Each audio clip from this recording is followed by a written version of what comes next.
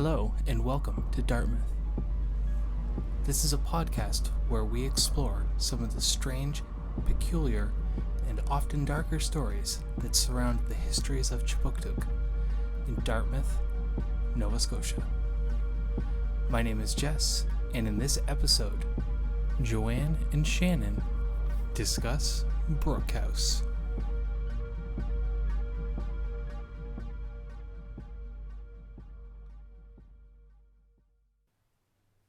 Hello, my name is Joanne Peppers and I am the manager-curator at the Dartmouth Heritage Museum. Today I'm going to share the story of Brook House and the story of Margaret Floyer, or more accurately, the unknown story of Margaret Floyer, because we know very little about her. We have a black and white photo in our collection. It's of a large white house with three people staring at it. There's typewriting below it that says Historic Brook House at Woodlawn near Dartmouth, Nova Scotia, built 1800. There's also a painting in Evergreen House that shows the large white home known as Brook House, with presumably Margaret Floyer standing in the doorway. This house was lived in for nearly 30 years by Margaret Floyer until her death in 1814, and little is known about Margaret.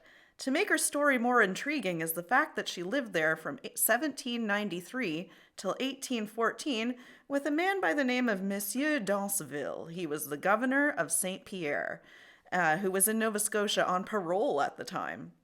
So, a little bit about Monsieur Danseville. We'll talk about him a bit later. He's an interesting character that only adds to the intrigue about the story of Margaret Floyer.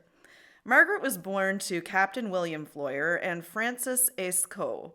She was from a very affluent and prominent family in England. Sometime in the 1780s, Margaret left England with her brother, Lieutenant William Floyer, and arrived in Dartmouth. They built a house near Old Preston Road, now known as the community of Woodlawn, where they resided together. The Floyers did have servants coming in and out of the house, but aside from the staff, there was very little interaction with the community. It is described by historians as exile. Nothing is really known about why Margaret Floyer came to Dartmouth or why she lived such a solitary life. Most of the information about Miss Floyer comes from a woman by the name of Mary Lawson. In Lawson's book, called History of the Townships of Dartmouth, Preston, and Lawrencetown, Margaret Floyer is described as a refined, intellectual woman with a sweet, sad face, gentle and winning address, very reticent and quiet, but exceedingly courteous to all who knew her. William Floyer, Lieutenant William Floyer, left Dartmouth sometime after 1795 to join his regiment in Jamaica. It was a surprise to the community that Miss Floyer did not join him. Nobody was sure why she didn't. No reasons were given when asked, which seems pretty common when it comes to Miss Floyer. We do know that servants were employed at the house and that they were basically the only company Miss Floyer had. The marital status of Miss Floyer is also a bit of a mystery.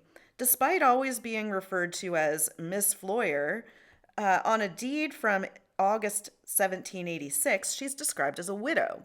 On another deed from January 2nd, 1789, the whole land that they lived on was mortgaged to Lieutenant Floyer and Margaret Floyer, who was described as a single woman.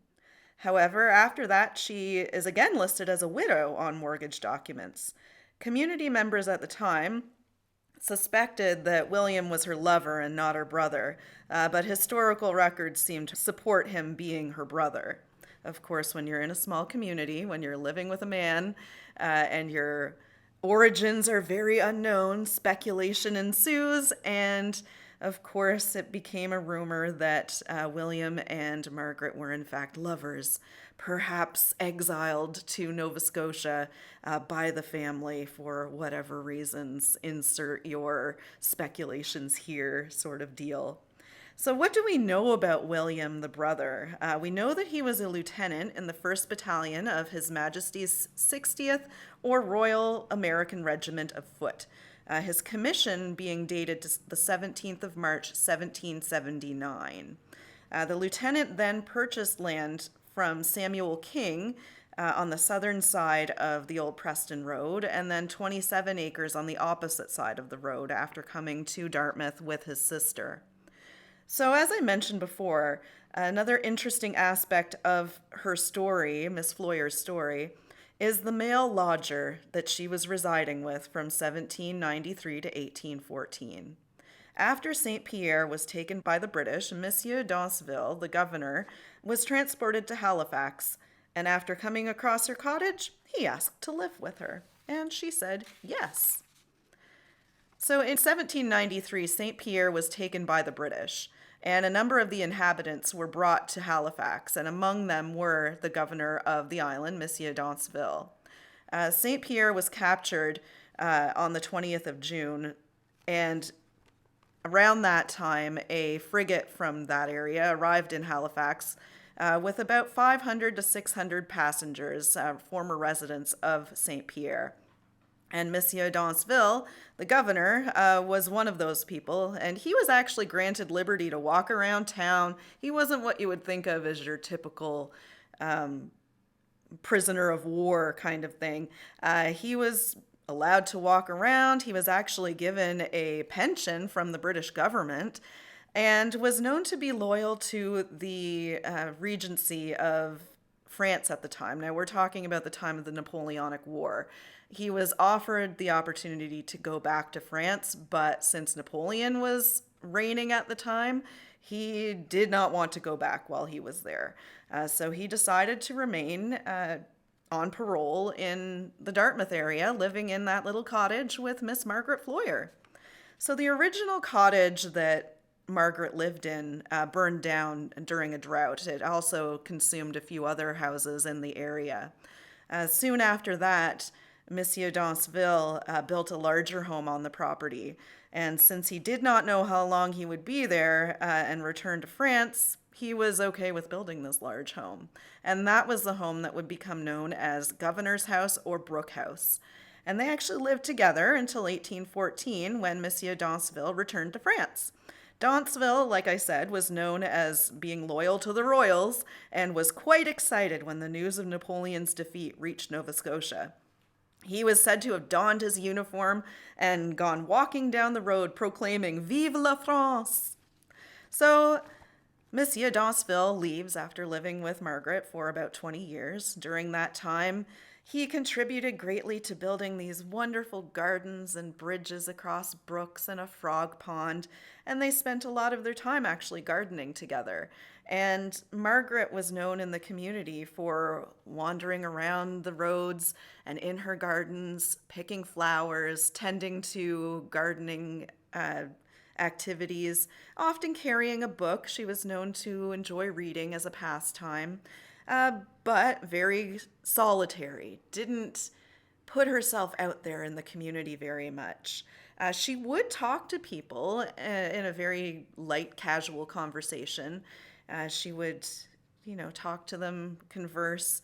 So she was known as a friendly person, but she rarely invited people into her home and, like I said, lived a very solitary life. So not long after the departure of Governor Danseville, she became quite ill with a disease that kind of affected her face and her head. It was kind of a rash type thing that could affect you quite greatly and even cause death in those days by infection. She was so quiet and uncommunicative that even her servants were not aware of her serious illness until it was too late to help her out. So going into her room one morning, they found her unconscious. Medical aid was procured. A kind of nursing and womanly sympathy was given to her, and in those days, there wasn't much they could do for her. So with a few days passing, she did not resume consciousness and passed away on December 8th, 1815. So barely a year after her cohabitator, Monsieur Danseville, left. She's buried at Woodlawn Cemetery now, and her gravesite is quite unique there. It's a flat slab that lays on her gravesite. Her death was announced to her family through the agent that had given her her monthly pension, and by Sir John Wentworth, who was living in Halifax at the time. Sir John Wentworth was the former governor of Nova Scotia. So the family arranged to have her stone put on her grave at Woodlawn Cemetery. But that is all that really came of her story. She's buried close to her home where she spent her lonely life. And the mystery remains of who Margaret Floyer really was and what she was doing in Halifax or in Dartmouth at the time. So, what actually happened to Brook House, you might be wondering? It was later used as a boarding school where Dr. T.B. Aikins was a student. Honorable Michael Tobin and his descendants occupied Brook House until 1920.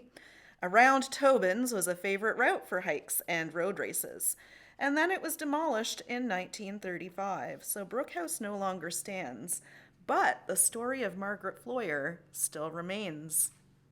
Hi, this is Shannon, the collections manager at DartMyth Heritage Museum. The story of Margaret Floyer is so interesting to me. The fact that, honestly, when you got into the details of like she would be reading or just tending to her garden, she seemed to be living a great life just on her own or with her fellow lodger and just sort of having a very quiet life. But I think it also reflects on how closely knit the communities were back then, where it would be seen as very strange to not be more involved, instead just sort of being to the side and in your own space.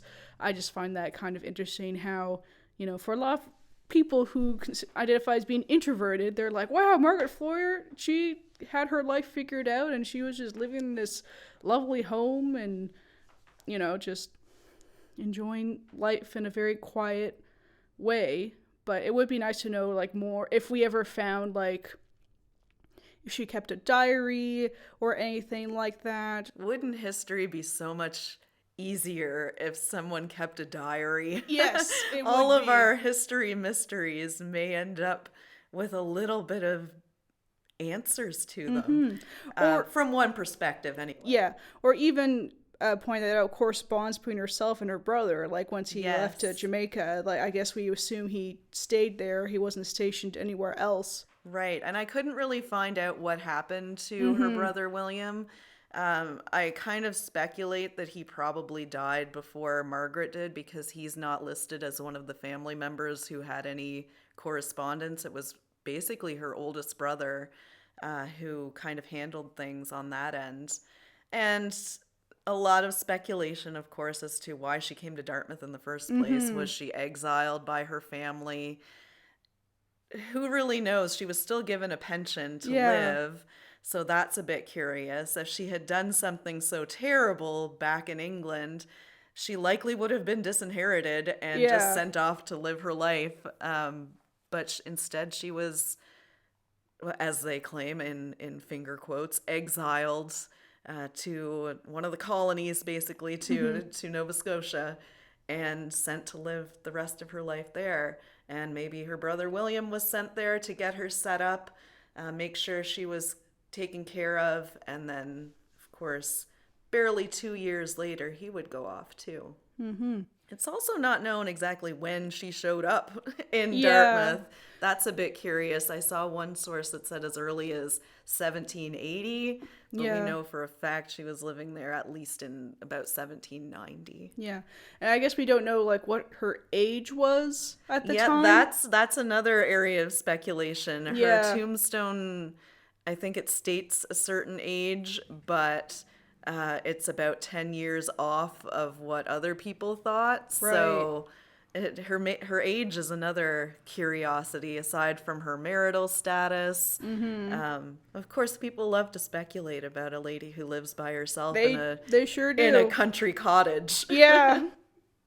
Well, thank you everyone for listening to the story of Margaret Floyer, another interesting Dartmouth area mystery. Tune in next time to hear some more stories about Dartmouth's history. And once again, thank you from Shannon and I.